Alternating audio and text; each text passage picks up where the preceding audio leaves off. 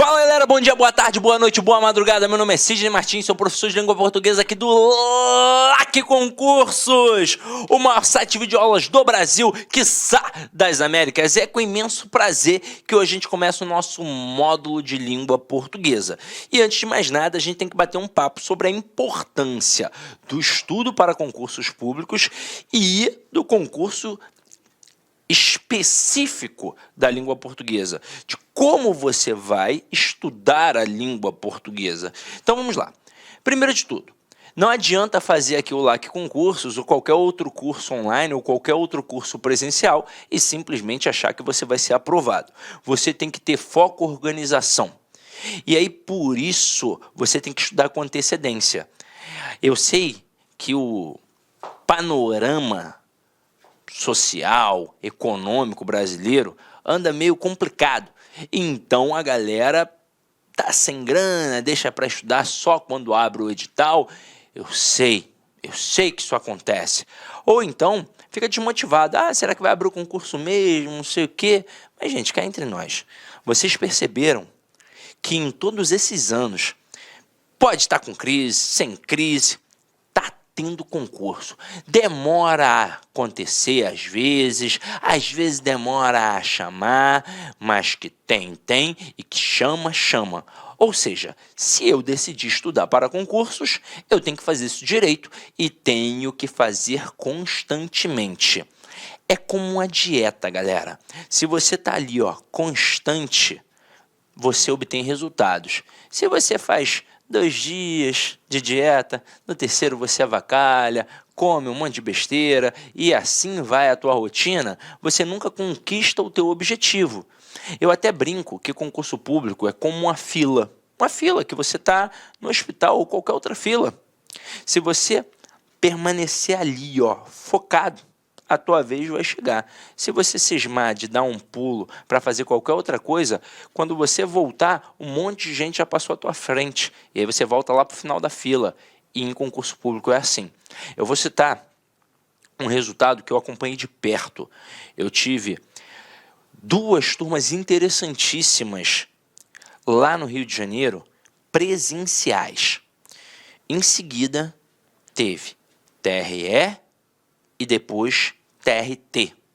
A galera que estava ali estudando para o TRE melhorou, mas ainda não estavam no nível de competição acirrada.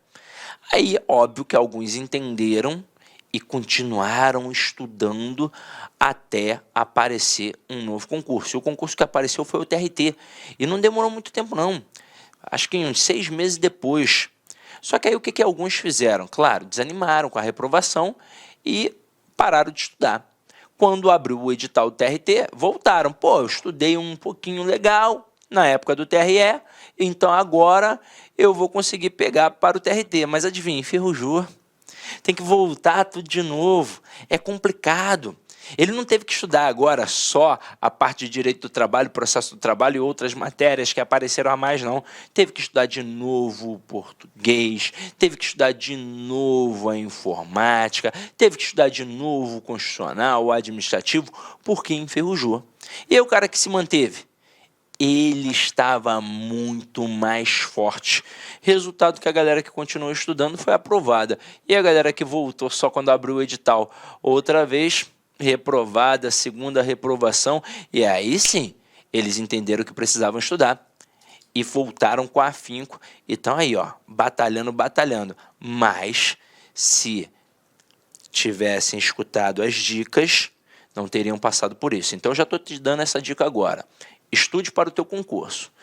Sidney, não passei, não tem problema. Continue, até porque tem muita coisa gratuita, tem muita coisa barata. Você agora está fazendo esse curso, você vai conseguir utilizar o que você vai aprender aqui, ó, durante um bom tempo, até porque a nossa ideia aqui não é trabalhar de forma superficial, dicas e macetes e pronto, e acabou. Que você aprende agora, faz uma questãozinha, acha que é fácil e foi. Assim, meu filho, você passa em concurso muito simples. Isso é, se você passar num concurso muito simples. Aqui o objetivo é te preparar, ó, sempre por cima, nivelar lá nas alturas, porque se eu te jogar acima do nível do concurso, você com certeza estará preparado para o concurso. E agora, pegando a parte de língua portuguesa. Bati um papo rápido sobre o concurso e sempre vou bater, sempre vou dar uma dica. E agora sobre a língua portuguesa. Eu observei que alguns candidatos de áreas específicas, não dão a mínima para a língua portuguesa, mas adivinha, é exatamente a língua portuguesa que te derruba no concurso. Só para citar como exemplo bem específico, já que eu falei sobre o TRT, na época que teve TRT no Rio de Janeiro, lá em 2018, o que aconteceu? Vários professores, na véspera da prova de Direito do Trabalho, fizeram lives, corrigindo questões, dando dicas, fazendo revisões. Esse processo todo que a gente já conhece muito bem. E aí um professor mega famoso de Direito do Trabalho errou uma questão. Não por falta de conhecimento jurídico, longe disso, ele sabe muito, é fera, um dos mais famosos. Mas ele errou a questão por falta de conhecimento linguístico. Apareceu lá no meio uma questão de uma conjunção concessiva, um simples embora.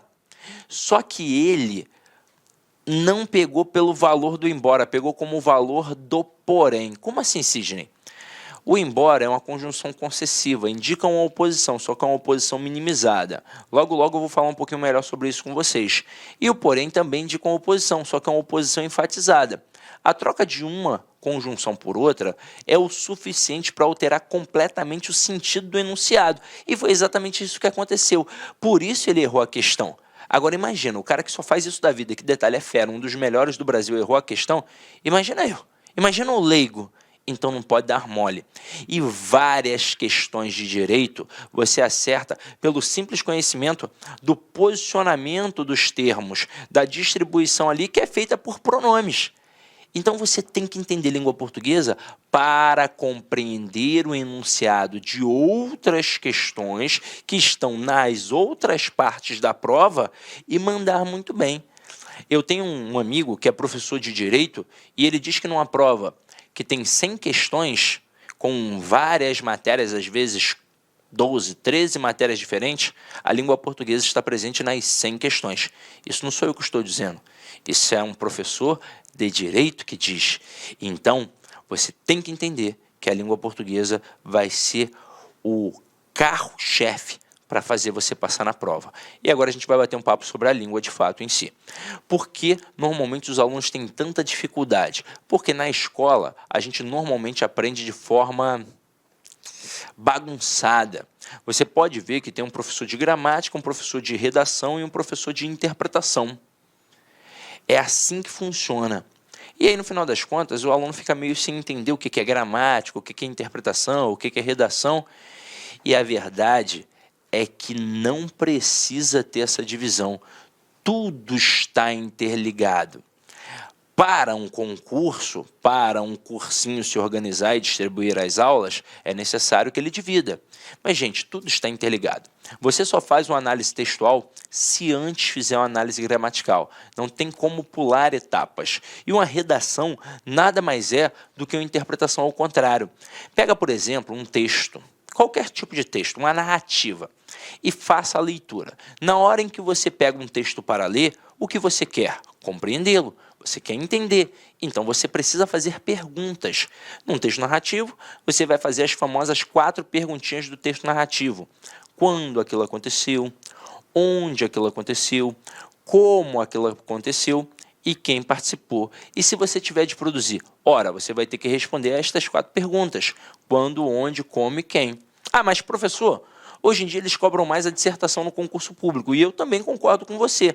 Agora, quando a gente pensa em dissertação, há 2 perguntinhas essenciais, o porquê e o para quê das coisas. E quando você produz, você tem de responder o porquê e o para quê das coisas. Então, gente, em língua portuguesa, tudo está interligado.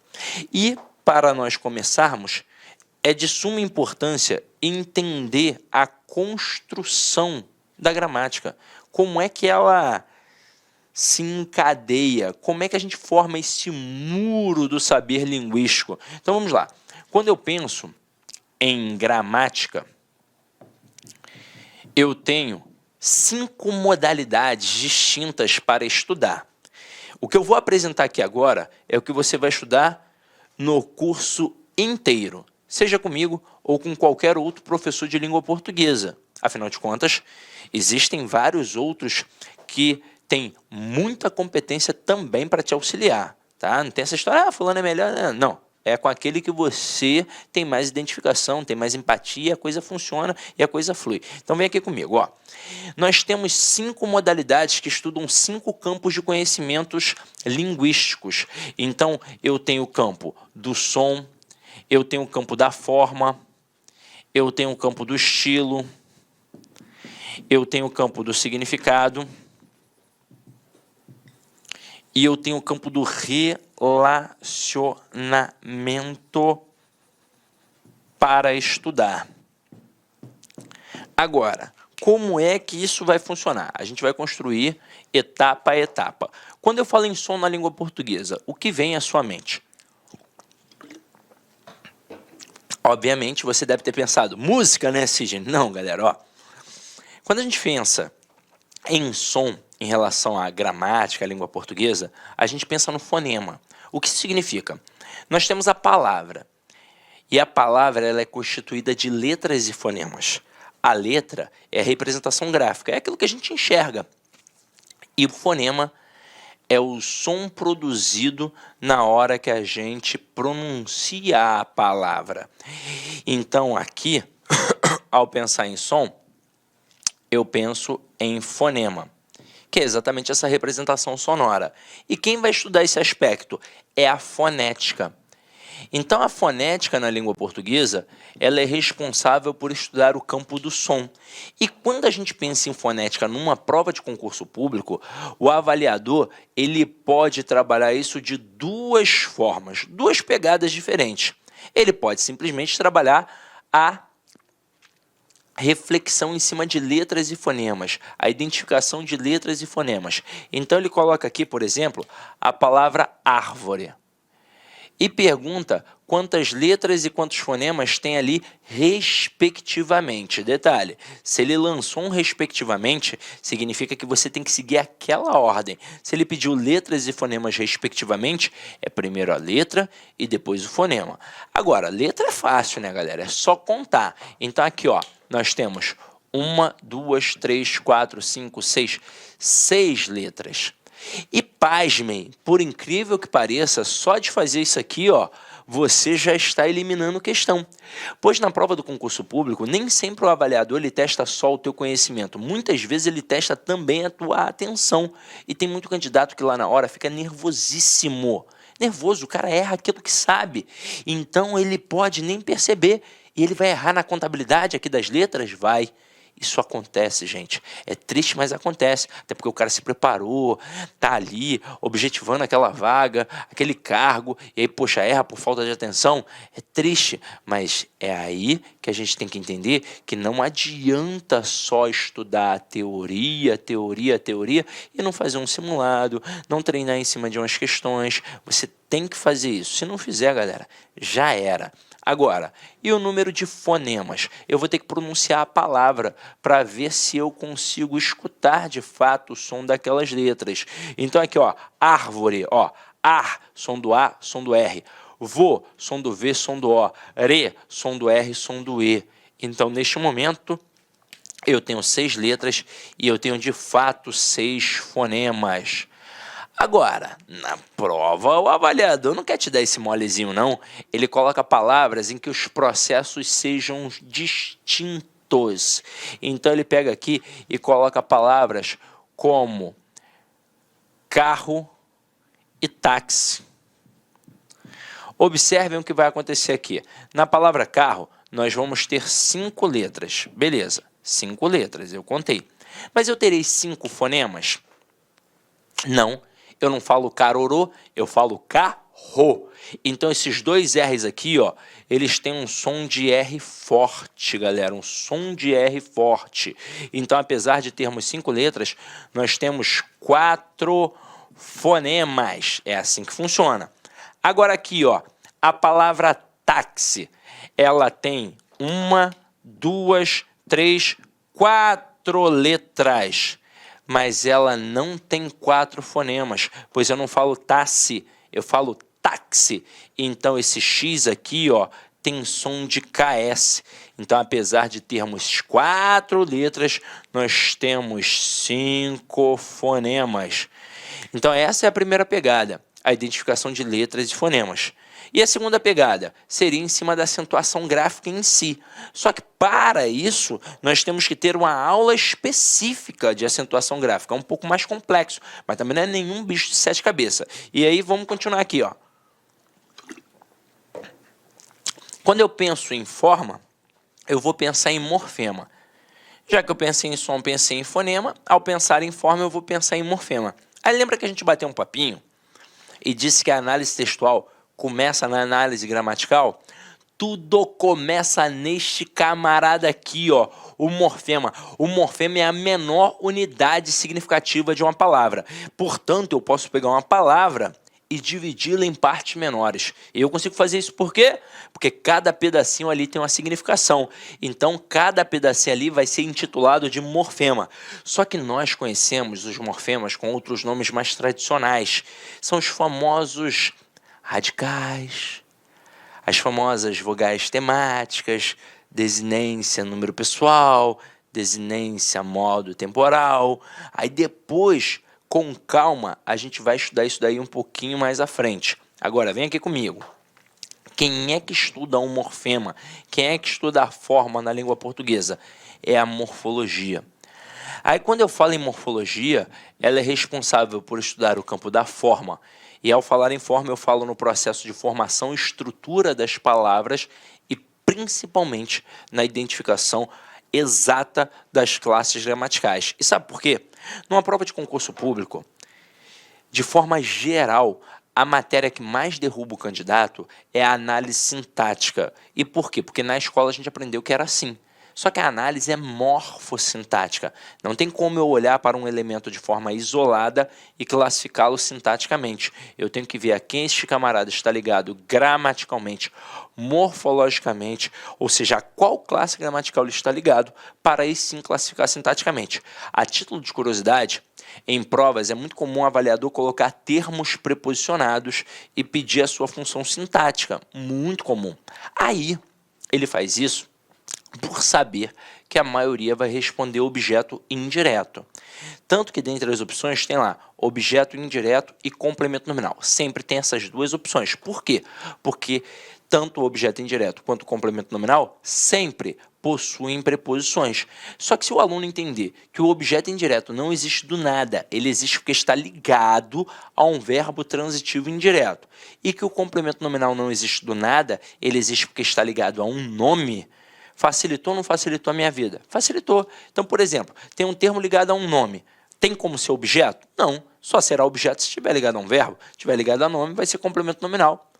E por aí vai. Agora, neste momento, eu ouso dizer que é de suma importância compreender como é que funciona a classe gramatical. Eu tenho que saber identificar uma classe gramatical. Eu tenho que saber, ó, aqui é um substantivo, aqui é um adjetivo, aqui é um pronome, aqui é um advérbio, aqui é um numeral. Eu tenho que saber. Se eu não souber, eu vou ter muita dificuldade. Eu ouso dizer que a morfologia é o coração da gramática. Se eu souber morfologia, todo o resto fica muito mais fácil. Se eu não souber, todo o resto ficará muito mais penoso. É por isso que a nossa aula hoje gira em torno das classes gramaticais. Então, cuidado. Espera um pouquinho que a gente vai ver. E em seguida, o estilo que vai ser estudado por quem? Pela estilística. E a estilística é a modalidade da gramática mais complexa, porque ela é o elo entre a gramática e a literatura. Tudo que tem de paralelismo, tudo que tem de figuras de linguagem está aqui. Só que é o seguinte, isso é muito complexo. Muito provavelmente você não estudou isso a fundo. Só estuda isso a fundo quem fez uma excelente faculdade de letras ou quem fez uma excelente faculdade de direito, muito provavelmente quando for estudar para magistratura, quando estudou oratória. Se não foi o caso, você nunca estudou isso a fundo. Estudou de forma superficial. Agora, o que eu vou fazer? Eu vou pegar os elementos importantes que tem aqui e vou jogar para cá, ó, para o campo do significado. Este sim, na prova do concurso público, é violento. E ao pensar em significado, eu penso em ideia. Isso me remete à palavra sema, que faz pensar em semântica. E por que eu mencionei a palavra ideia quando eu coloquei aqui, ó, sema, de semântica? Pois é exatamente isso que ela significa. Vamos lá. A título de curiosidade, como é que a gente chama o sinal de trânsito? Semáforo. Pega a palavra semáforo ao pé da letra. Sema é ideia, foro é levar. Então a palavra semáforo ao pé da letra significa levar uma ideia. Ora, que ideia? Se está verde eu sigo, se está amarelo eu tenho atenção e se está vermelho eu paro. Agora, por que isso aqui é muito importante para nós? Porque está ligado a um tópico mega importante do nosso edital, que é a parte de análise textual, compreensão e interpretação de textos. Então aqui, ó.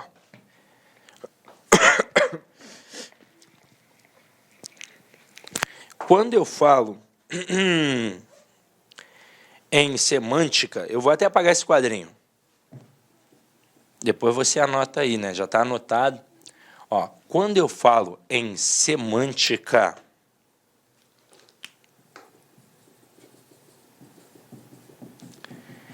isso fica diretamente ligado ao processo de compreensão